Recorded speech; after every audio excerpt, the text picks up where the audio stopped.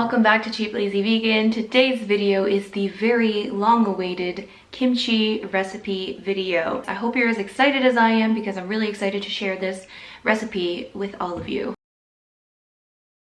For those of you that don't know, kimchi is a traditional Korean side dish and it is composed of fermented vegetables. And there are probably like hundreds of different kinds of kimchi. But today I'm going to show you guys the most common form of kimchi and probably the most well-known, which is the napa cabbage or the Chinese leaf cabbage kimchi. Chances are if you know someone that's Korean or if you have a Korean friend, that person probably has a big tub of kimchi inside their fridge as we speak. Kimchi is also considered very, very healthy. It is packed full of vitamins and also really, really good for your digestive health because it's a fermented food, and fermented foods are, I don't know, good for the bacteria and all that good stuff. I don't really know the details, okay, but it is very good for you, okay? So unfortunately, kimchi is traditionally not a vegan dish. It's actually not even vegetarian because almost always you will find shrimp or fish paste in the kimchi itself. So unfortunately, it's not going to be vegan if you go to like a Korean restaurant or something like that, unless you go to a vegan place or vegetarian place. But today we're going to show you how to make it vegan, and to be honest, it is not any more difficult than it is to make non-vegan kimchi, and it's actually quite easy to make vegan, so don't fret, okay? You'll be fine. And also it still tastes just as good as regular kimchi, if not better. Who knows? Kimchi can be eaten in like so many different ways. Usually it just kind of comes as a side dish with every single Korean meal. So usually Korean meals kind of consist of either like a bowl of rice or like noodles or something, and like either a main dish and like a bunch of side dishes, or just a bunch of side dishes in general. And kimchi is pretty much always on that table because we just eat kimchi with everything. And you can also make a bunch of different dishes. If you have kimchi, you can make kimchi fried rice, you can make kimchi tofu mix, you could make kimchi stew. I mean, the options are literally endless. I mean, you can even eat kimchi with non-Korean foods like spaghetti or burgers or pizza. So I'm going to go over the steps with you guys, and I'm also going to write up an extensive blog post so that you guys have something to reference back and forth, and anything that I miss or that I forget to say in this video will be in the blog post. And I recommend watching this whole video before attempting to make kimchi yourself, because I like to think of kimchi as kind of an art form. The blog post will contain the ingredients and like the things that you'll need, so let's get started. Yay! So I like to think that kimchi takes 4 steps to make. Number 1 step is preparing the vegetables. Number 2 is making the kimchi paste. Number 3 is the marriage of the cabbage and the kimchi paste together as one. And number 4 is fermentation. So 4 different steps. I'm going to go over each step and hopefully it'll make sense. So even though there are 4 steps, there's one thing that I should mention. So step number 2, which is making the kimchi paste, this part can actually be skipped after the first time you make it, because you can actually make the kimchi paste in bulk, and then you can actually freeze whatever's left over. And then next time you want to make kimchi, all you have to do is take it out of the freezer, put it into the fridge and let it thaw like overnight, and then just use it to make the kimchi again, and then put it back in the freezer.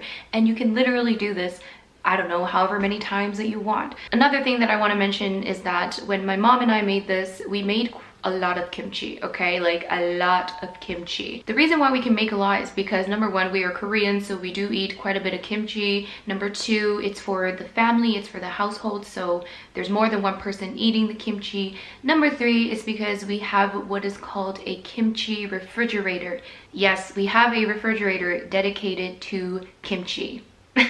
And this is actually not very uncommon in Korea. It's a very common thing to have a kimchi fridge.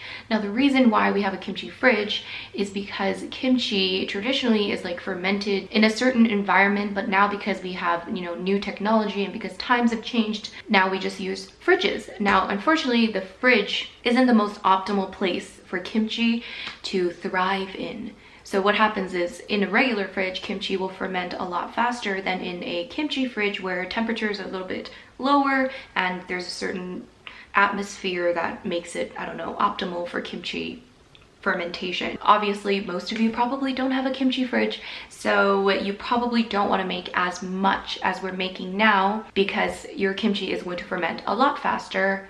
So if you make too much, it's just going to be over fermented. Not that over fermented kimchi is like a huge problem, because you could do a lot of things with over fermented kimchi, but I'm just telling you guys now that we made a lot. I would probably make maybe 2 or 3 cabbages worth of kimchi at a time, especially if it's your first time making kimchi. Maybe stick with 1 or 2 Napa cabbages for the first time, and then when you get used to the art of making it, then you can make more at a time. Okay, finally, we can finally get started on step number 1.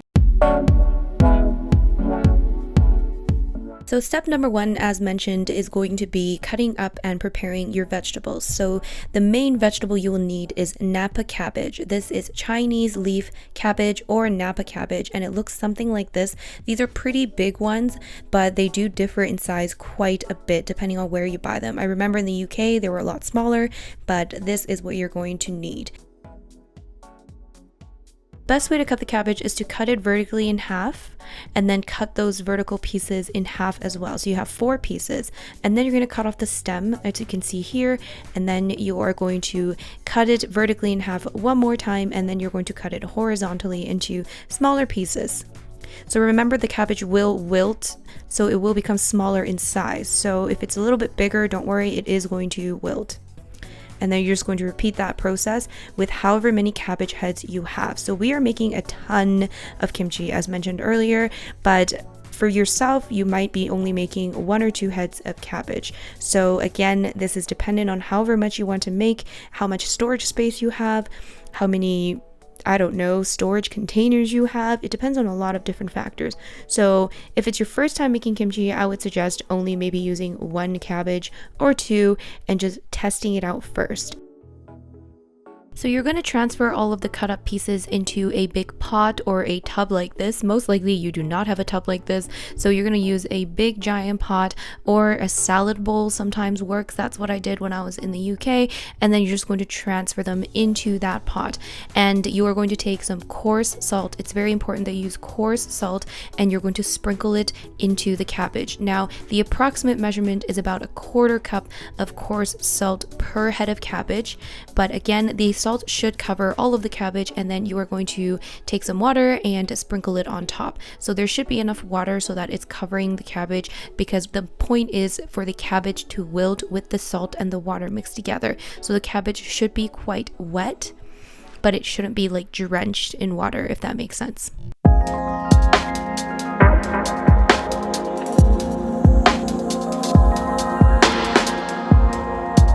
Once you're done adding the salt and the water and mixing it well together, you're going to set this aside and wait for at least 2 hours for the cabbage to wilt. So if you're doing a giant batch like this one, then you want to wait at least probably 3 or 4 hours.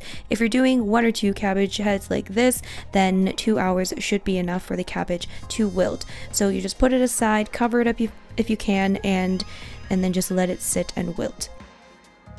Now you can go ahead and prep the green onions. We're just taking a big handful of green onions. You can add as much as you want, and we're just cutting them up horizontally into about 4 pieces, and then we are just going to cut it vertically, actually, like so. Now this is my mom's knife work.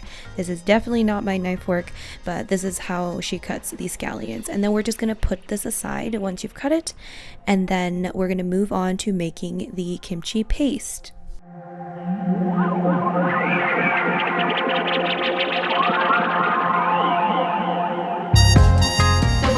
Started with step number 2, I just want to mention once again that the amount of paste that we are making is a lot of kimchi paste.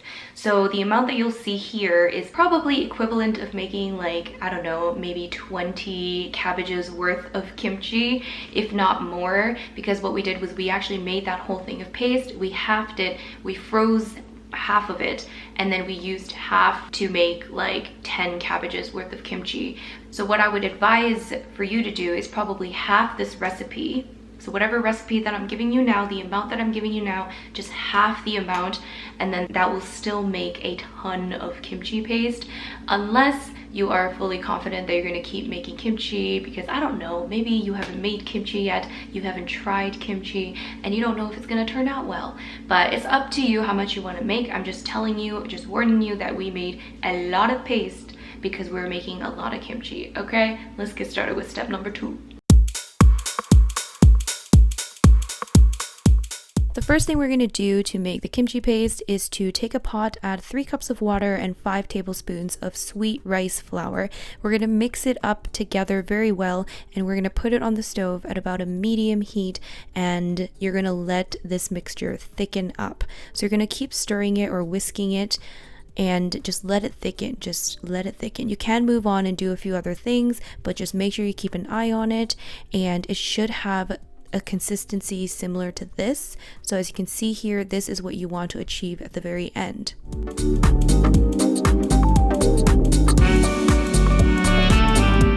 So while that mixture is thickening, we are going to peel and chop the vegetables and get them ready for the blender. Just keep an eye on the mixture while you're doing this. So the first vegetable we're using here is the Korean radish, or moo. Kind of like moo, the sound the cow makes. Yeah, anyway, it's basically kind of similar to daikon radish. I don't think it's the same thing, but if you can find daikon radish or Korean radish, that will do the trick. So we're peeling that. It's a pretty big piece here, but we're going to use that whole thing for this mixture. But again, you can half the recipe if you want to. After you're done peeling the radish, you're going to chop them up into small pieces, kind of like this, so that they can fit into a blender and blend nicely together.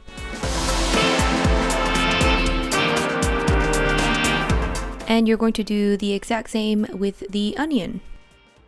Garlic is a pretty important component of kimchi, so we're going to add quite a bit of garlic. This is already peeled garlic, so if you haven't peeled your garlic yet, you want to do that now.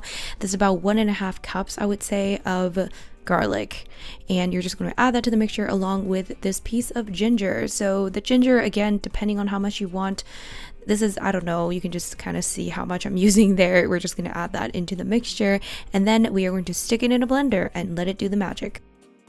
I'm blending half of the vegetable medley first with a cup of water, and then I'm going to blend the other half with another cup of water after, simply because my blender just isn't big enough to fit all of those vegetables.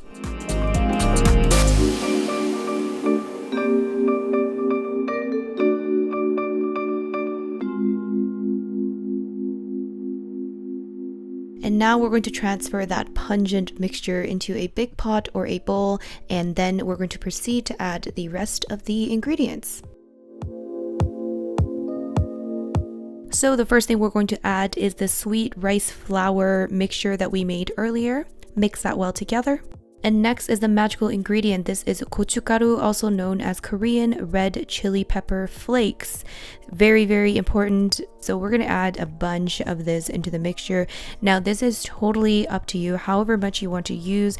If you can stand spicy food, then you can add as much as I am. I'm adding like 7 cups into this mixture, but like I mentioned, this is for a lot of cabbage.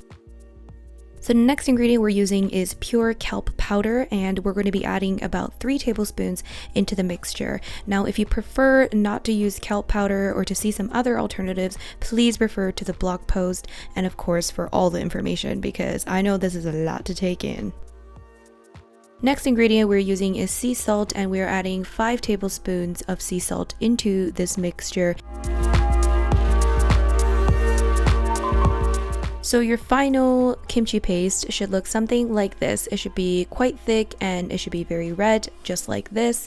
And like I said, you definitely can freeze this and use it for later. So basically next time you make kimchi, you can skip this entire step, which is awesome. This is basically why we made such a big batch, so that we could actually save the paste for later, so that we can save ourselves a lot of time in the future. So we actually saved about half of this paste because we made so much and we already knew we weren't going to use it all. So we're just putting that into a container and we're going to freeze it. Now, what I would suggest for yourself is to actually go to the next step first. So do the next step, and then whatever paste you have left over, you can just put it into a container and freeze it.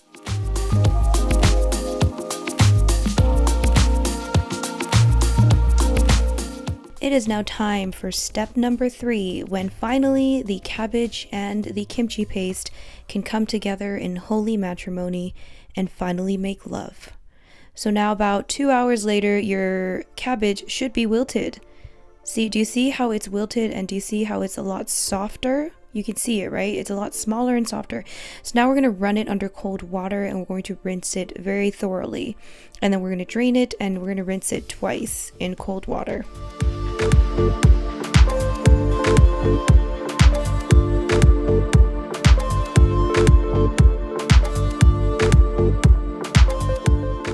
And now you're going to put on your protective gloves to protect those beautiful hands of yours. You do not want to be touching that kimchi paste with bare hands. It's probably going to burn, guys. It's going to burn. That stuff is strong, okay? So make sure you put on some gloves.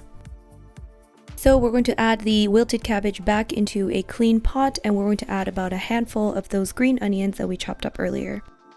And then this is kind of where you wing it. You're going to take the paste that we made and you are going to add it into the cabbage. Now, I would suggest adding a little at a time. Once again, this is dependent on your own preference and how spicy you want the kimchi.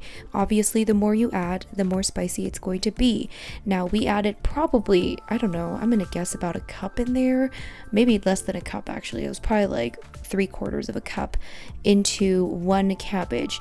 Now, we are Korean and we like our spicy kimchi, so totally up to you how much you want to add. I would add a little at a time and give it a taste. You can eat it. It's not going to taste the same as fermented kimchi because it hasn't fermented yet, but it still gives you an idea of kind of how spicy it's going to be and also what it will taste like and how salty it's going to be. So here's me tasting it. Yay!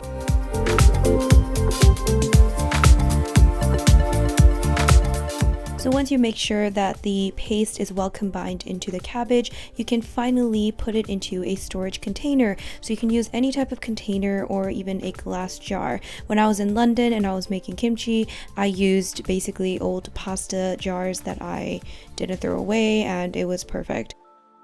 Now, just to show you guys how much kimchi we actually made, this is basically how much we made on top of what you just saw there. So yeah, it just gives you an idea of how much, and this isn't even that much actually. Korean people, when we make kimchi, we mean business.